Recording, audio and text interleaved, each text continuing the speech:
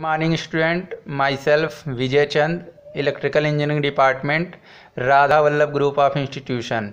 आज मैं electrical second year के लिए ट्रांसमिशन एंड डिस्ट्रीब्यूशन का अगला टॉपिक लेकर आया हूँ। तो उसमें जो पहला टॉपिक आता है आपका layout of ST and LT line. HT और एलटी का यहाँ पे मतलब क्या होता है? एसटी का मतलब होता है हाई टेंशन लाइन और एलटी का मतलब होता है लो टेंशन लाइन। यहाँ पर एक वर्ड आ रहा है टेंशन। टेंशन का मतलब क्या होता है? इलेक्ट्रिसिटी में टेंशन का मतलब होता है वोल्टेज से। जितना ज़्यादा वोल्टेज होगा उतनी ही ज़्यादा लाइन में टेंशन होगी। ठीक है, तो हाई टेंशन लाइन तथा लो टेंशन लाइन का सबसे पहले लेआउट देखते हैं। तो हाई टेंशन लाइन जो होती है हमारी और लो टेंशन लाइन होती है, इसकी वोल्टेज रेटिंग क्या होती है, पहले हमें इसकी जानकारी होनी चाहिए। तो लो वोल्टेज टेंशन लाइन जो होती है हमारी, वो 1000 वोल्ट से कम वोल्टेज अगर है तो उसे लो टेंशन लाइन कहा जाता है। अगर वोल्टेज का मान 11000 केवी से लेकर 33000 केवी 11 किलो वोल्ट से लेकर 33 किलो वोल्ट तक है तो उसे हम हाई टेंशन लाइन कहते हैं। तो हाई टेंशन लाइन ये हो गई 11 से 33 किलो वोल्ट। उसके ऊपर की लाइन को क्या बोलते हैं? उसके ऊपर की लाइन को हम एक्स्ट्रा हाई टेंशन लाइन और अल्ट्रा हाई टेंशन लाइन कहते हैं। तो यहाँ पर जो पहला टर्म आ रहा है हमारा लेआउट ऑफ हाई टेंशन तथा लो टेंशन लाइन। तो आइए उसका एक डायग्राम है, सिंगल लाइन डायग्राम आके हम देखते हैं। तो सपोज करिए सब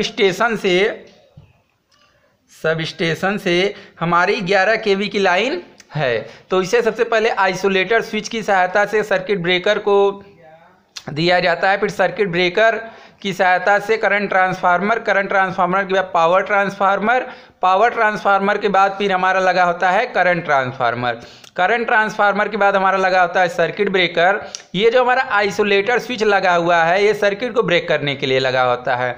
यहाँ पर करंट ट्रांसफार्मर, सर्किट ब्रेकर तथा आइसोलेटर ये तीनों इक्विपमेंट क्या होते हैं कि हमारे जो पावर ट्रांसफार्मर होते हैं, कॉस्टली पावर ट्रांसफार्मर होते हैं, डिस्ट्रीब्यूशन ट्रांसफार्मर होते हैं, इनको प्रोटेक्ट करने के लिए लगा होता है। इसके बाद जो सप्लाई होती है करंट ट्रांसफार्मर क्या होता है, हैवी करंट को या फिर हाई करंट को हमारा मेजर करने के लिए किया जाता है। और इस करंट ट्रांसफार्मर तथा सर्किट ब्रेकर का जो कनेक्शन होता है वो होता है हमारा रिले से। ठीक है, रिले जब ऑपरेट होती है उसके बाद सर्किट ब्रेकर हमारा ऑन होता है, फिर उसके बाद ये ट्रांसफार्मर से सर्किटरी को क्या कर देता है, ब्रेक कर देता है। इसके बाद जो हमारी लाइन आती है वो आती है बस बार पर।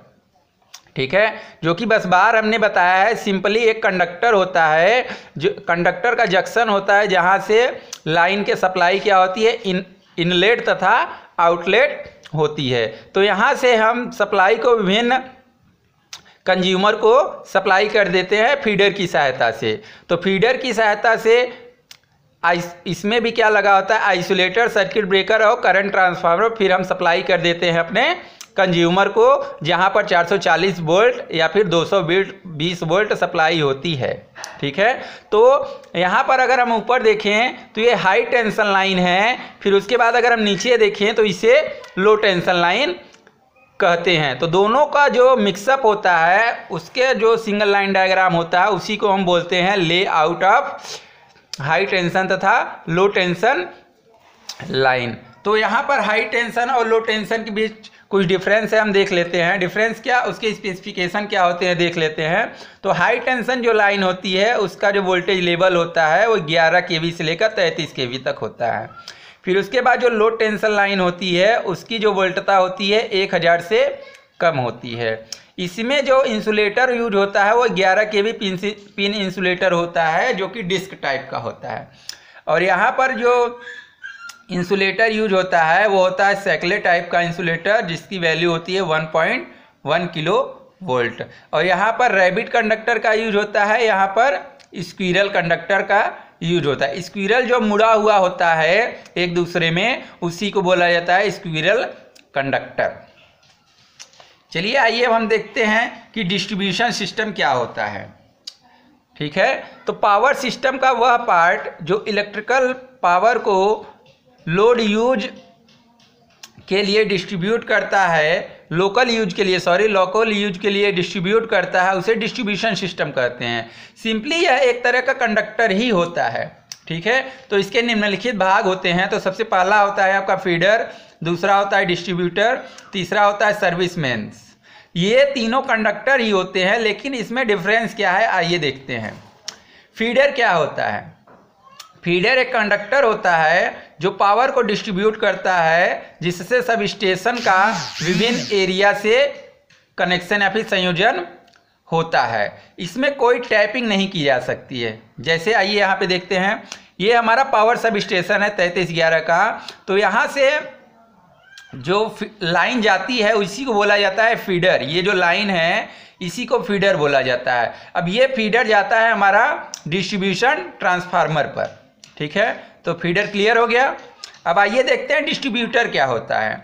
डिस्ट्रीब्यूटर एक ऐसा कंडक्टर होता है जो टैपिंग लेकर कंज्यूमर को सप्लाई प्रदान करता है। इसमें टैपिंग की जा सकती है, लेकिन आपका फीडर में कोई टैपिंग नहीं की जा सकती है। कहिए कि यहाँ पर एक और ट्रांसफार्मर लगा दे तो ऐसा संभव नहीं होता है। फीडर में कोई टैपिंग की व्यवस्था नहीं होती है, लेकिन डिस्ट्रीब्यूटर में हमारा टैपिंग की व्यवस्था होती है। जैसे आइए समझते हैं, ये हमारा पावर सब स्टेशन है PSS, power sub station 3311 kV का। तो यहाँ से ये फीडर गया हुआ है। फीडर सप्लाई देता है आपका डिस्ट्रीब्यूशन ट्रांसफार्मर को। और डिस्ट्रीब्यूशन ट्रांसफार्मर क्या होता है कि पावर को क्या करता है, इलेक्ट्रिक सप्लाई या फिर पावर को क्या कर देता है, डिस्ट्रीब्यूट कर देता है। तो यहाँ पर इसके आगे की जो लाइन है उसी को बोला जाता है डिस्ट्रीब्यूटर। ये भी देखिए एक सामान्य प्रकार का वायर ही है जिसको आप कंडक्टर कहते हैं, लेकिन यहाँ से हम एक टैपिंग ले सकते हैं, यहाँ से भी हम टैपिंग ले सकते हैं। इसमें टैपिंग की व्यवस्था आपके पास होती है, तो उसे बोला जाता है आपको डिस्ट्रीब्यूटर। अब आइए देखते हैं सर्विसमैन्स क्या होता है, ठीक है। तो डिस्ट्रीब्यूटर से सप्लाई को यूज करने के लिए जिस कंडक्टर का हम प्रयोग करते हैं उसे सर्विसमैन कहते हैं। सर्विसमैन डिस्ट्रीब्यूटर तथा होम के बीच कनेक्शन को प्रोवाइड करता है। तो ये हमारा है डिस्ट्रीब्यूटर। डिस्ट्रीब्यूटर के बाद हम डिस्ट्रीब्यूशन ट्रांसफार्मर, इसके बाद ये जो लाइन गई हुई है इसी को बोला जाता है डिस्ट्रीब्यूटर। अब यहाँ पे एक डिस्ट्रीब्यूशन ट्रांसफार्मर रखा गया है। डिस्ट्रीब्यूशन ट्रांसफार्मर से जो हमारे यहाँ लाइन आई होती है घरों तक, उसी को बोला जाता है सर्विसमैन्स। क्लियर। अब आइए देखते हैं कि डिस्ट्रीब्यूशन सिस्टम कितने प्रकार का होता है, ठीक है। डिस्ट्रीब्यूशन सिस्टम जो होता है हमारी जनरली 3 प्रकार का होता है। जिसमें पहला होता है आपका रेडियल सिस्टम, दूसरा होता है रिंगमैन सिस्टम, तीसरा होता है इंटरकनेक्टेड सिस्टम। तो सबसे पहले आइए हम समझते हैं कि रेडियल सिस्टम क्या होता है। किसी भी पावर सब स्टेशन से हम 3 या 4 फीडर को कनेक्ट कर सकते हैं। तो किसी एक फीडर पर कई सारे डिस्ट्रीब्यूशन ट्रांसफार्मर लगे होते हैं, ठीक है। जैसे हमने एक यहाँ पर दिखाया है, एक फीडर A है, एक फीडर B है और एक फीडर C है। अब ये इस फीडर की लंबाई कितनी भी हो सकती है, सभी फीडर की लंबाई कितनी भी हो सकती है। तो हमने यहाँ पर केवल फीडर C में हमने डिस्ट्रीब्यूशन सिस्टम ट्रांसफार्मर को कनेक्ट किया है। यहाँ पर हमने केवल एक ही दिखाया है, यहाँ पे कई सारे डिस्ट्रीब्यूशन ट्रांसफार्मर और डिस्ट्रीब्यूटर हो सकते हैं। तो यहाँ पर हम देखते हैं ट्रांसफार्मर की सहायता से लोड क्या होता है, होम अप्लायंसेस तक जाता है, ठीक है।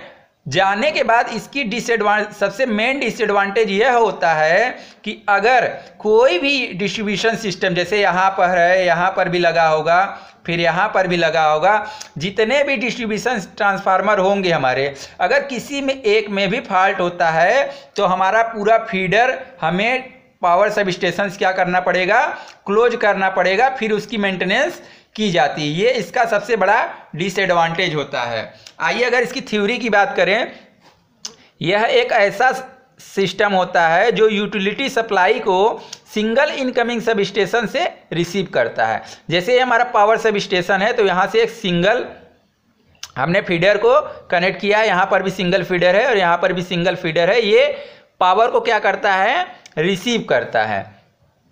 रेडियल डिस्ट्रीब्यूशन सिस्टम में सभी फीडर की अपनी लेंथ हो सकती है, 10 किलोमीटर, 5 किलोमीटर, जितने भी यूज के अनुसार।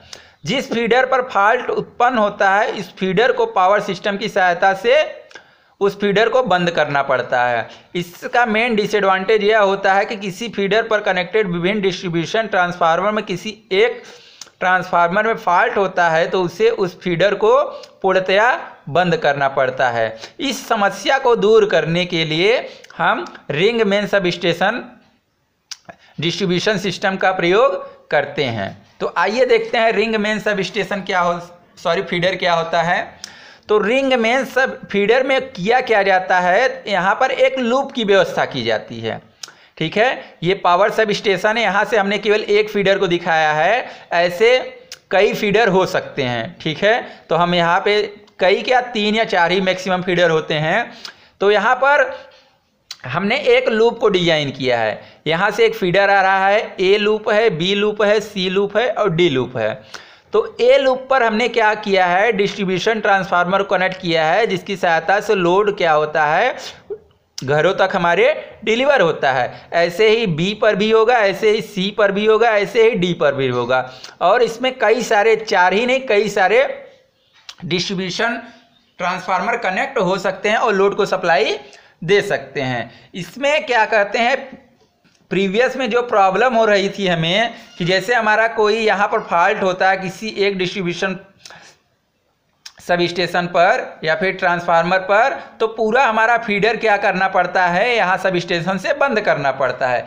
लेकिन यहाँ पर अगर हम देखें कि सपोज करिए यहाँ पर सब डिस्ट्रीब्यूशन ट्रांसफार्मर पे फॉल्ट होता है तो बाकी 3 जो सब स्टेशन यहाँ पे दिखाई दे रहे हैं, करंट का पाथ यहाँ पे फॉलो होता रहेगा और बाकी सब डिस्ट्रीब्यूशन ट्रांसफार्मर से कनेक्टेड लोड हमारे वर्क करते रहते हैं। लेकिन इसमें भी एक प्रॉब्लम क्रिएट हो जाती है। वो प्रॉब्लम क्या है कि यहाँ से अगर फीडर में कोई फॉल्ट हो गया, अगर सपोज करिए फीडर में कोई फॉल्ट हो गया तो हमारा पूरा जो ये लूप है वो क्या हो जाता है, वर्क करना बंद कर देता है। तो हमें क्या करता है, पावर स्टेशन से फीडर को बंद करके फीडर में करेक्शन करना पड़ता है। यह इसका डिसएडवांटेज होता है। तो रेडियल सिस्टम में डिसएडवांटेज को दूर करने के लिए रिंग मेन सिस्टम का प्रयोग किया जाता है। इसमें एक लूप की व्यवस्था होती है, जैसा कि चित्र में ABCD प्रदर्शित है।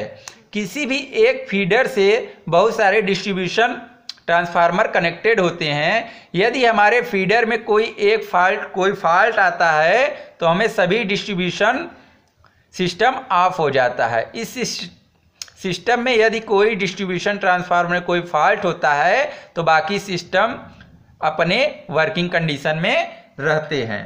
ठीक है, तो ये जो प्रॉब्लम आ रही है कि फीडर में कोई प्रॉब्लम होता है तो बाकी जो वर्किंग कंडीशन में हमारे इक्विपमेंट हैं, होम अप्लायंसेस या फिर सप्लाई है, वो डिस्कनेक्ट हो जाती है। तो इस समस्या को दूर करने के लिए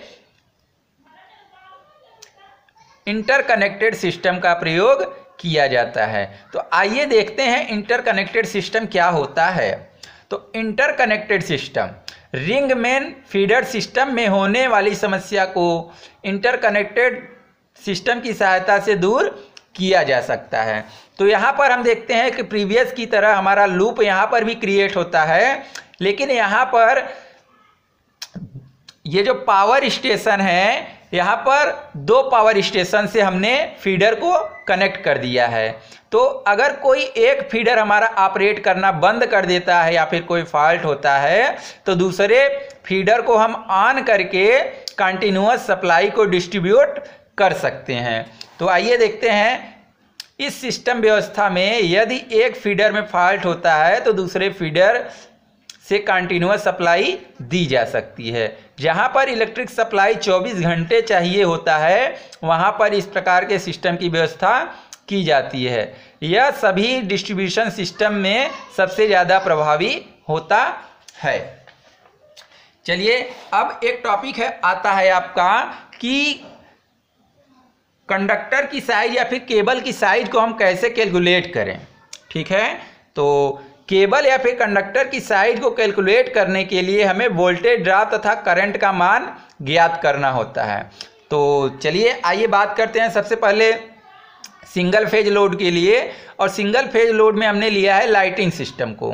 तो हम जानते हैं पावर का जो फार्मूला होता है VI cos फाई, और हमने यहाँ पे मल्टीप्लाई किया हुआ है एफिशिएंसी का, क्योंकि सभी इक्विपमेंट की इफ़िशियंसी होती है, और सभी इक्विपमेंट की जनरली जो इफ़िशियंसी होती है वो होती है 0.8 या फिर कहिए 80%।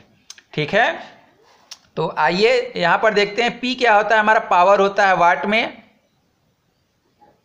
फिर वोल्टेज होता है वोल्ट में, करंट होता है हमारा एम्पियर में। ठीक है, और cos फाई हमारा क्या होता है, पावर फैक्टर। मान लिया हमने कि लाइटनिंग का हमारे जो लोड है वो 1 किलोवाट है। ठीक है, तो आइए कैलकुलेट करते हैं करंट का मान। तो 1 किलोवाट, और वोल्टेज हमारा जो नॉर्मली घरों में होता है वो 230 वोल्ट होता है, और करंट हमें कैलकुलेट करना है। और पावर फैक्टर भी जनरली जो होता है 0.8 होता है, और इफिशियंसी 0.8 हमने जैसा आपको बताया। अगर हम कैलकुलेट करें 1 किलोवाट का मान रख दिया 1000 वाट, फिर आई अगर हम कैलकुलेट करने जाएं तो वो कैलकुलेट होने के बाद आता है 6.79।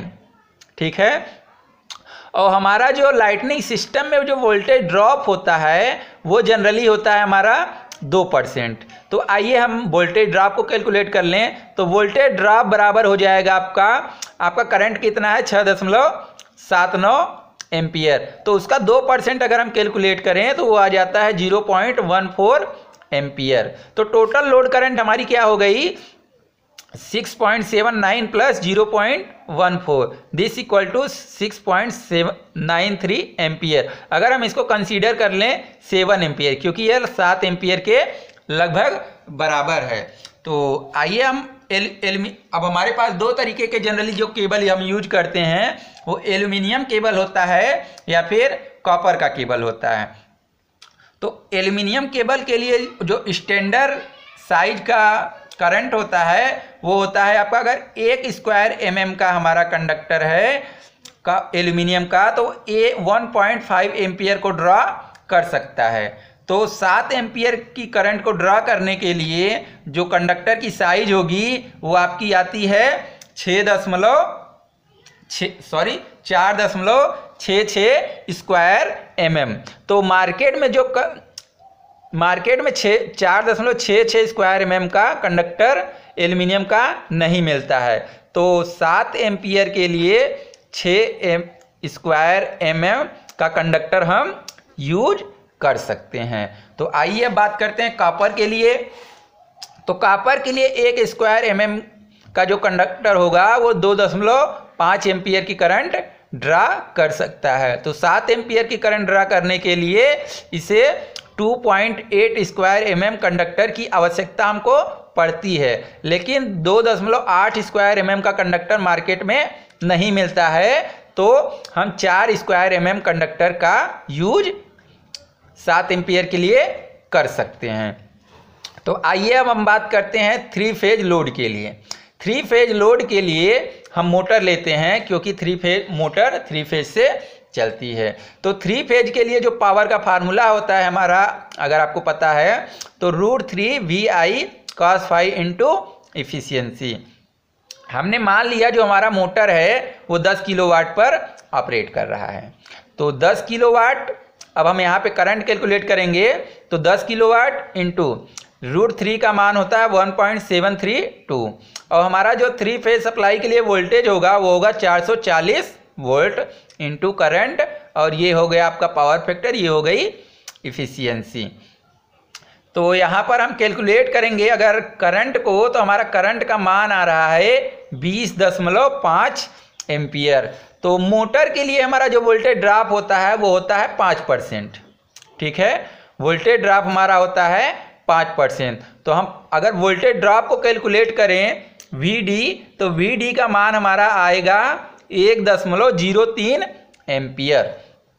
तो टोटल करंट हमारी कितनी हो जाएगी, तो टोटल करंट हमारी हो जाएगी 21.53 एम्पियर, या फिर लगभग हम कह लें 22 एम्पियर आएगी। तो इसके लिए हम देखते हैं कंडक्टर की साइज क्या होगी। तो एल्यूमिनियम का अगर हम कंडक्टर लेते हैं तो हमने आपको बताया 1 स्क्वायर mm का जो कंडक्टर होगा वो 1.5 एम्पियर ड्रा कर सकता है। तो 22 एम्पियर की करंट को ड्रा करने के लिए एल्यूमिनियम साइज की जो कंडक्टर होगी वो होगी 14.66 स्क्वायर mm, लेकिन मार्केट में 14.66 स्क्वायर mm का कंडक्टर नहीं मिलता है, तो हम 16 स्क्वायर mm कंडक्टर का यूज कर सकते हैं। तो आइए अब कॉपर के लिए भी बात कर लेते हैं। तो कॉपर के लिए 1 स्क्वायर mm के लिए का कंडक्टर जो होता है 2.5 एम्पियर की करंट ड्रा कर सकता है। तो 22 एम्पियर की करंट ड्रा करने के लिए 8 स्क्वायर mm की जरूरत पड़ेगी, लेकिन 8 mm स्क्वायर mm का कंडक्टर मार्केट में नहीं होता है, तो हम 10 स्क्वायर mm का कंडक्टर हम यूज कर सकते हैं। अगले लेक्चर में अब हम बात करेंगे अंडरग्राउंड केबल के बारे में। ठीक है, धन्यवाद।